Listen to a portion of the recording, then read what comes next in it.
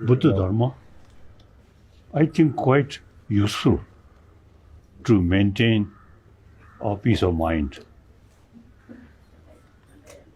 And Buddha Dharma, you see, really develop wider sort of viewpoint.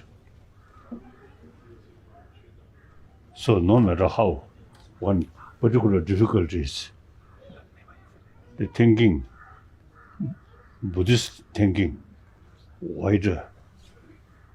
So very helpful. According to my own experience, you see, I lost my own freedom or my own country and a lot of suffering. But because of Buddhist thinking can maintain peace of mind with smile. Yeah.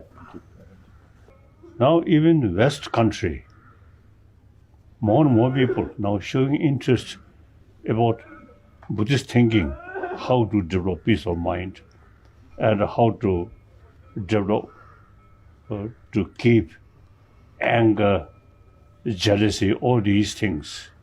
It's quite useful. Not only just to pray, way of thinking. Okay. Yeah, thank you very much. Thank you. What's your step?